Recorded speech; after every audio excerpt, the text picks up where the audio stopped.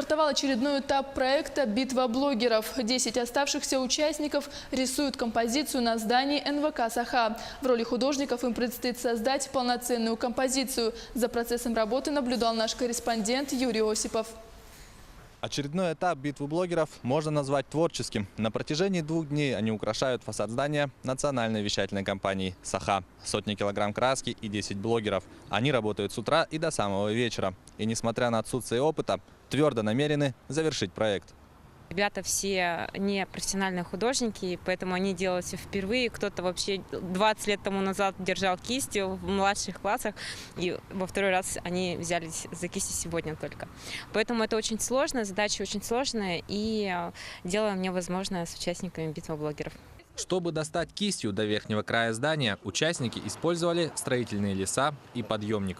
Мне лично пришлось выйти, как это сейчас модно говорить, из зоны комфорта, потому что приходится залазить на строительные леса.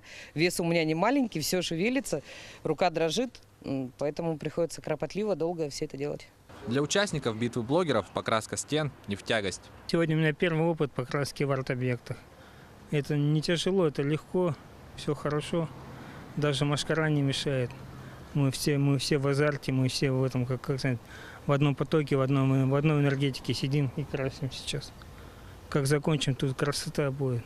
В центре уже видна надпись «Я из Якутии». Рисунок украсят цветами, которые характерны для северного сияния. Организаторы надеются, что Теледом станет большой фотозоной.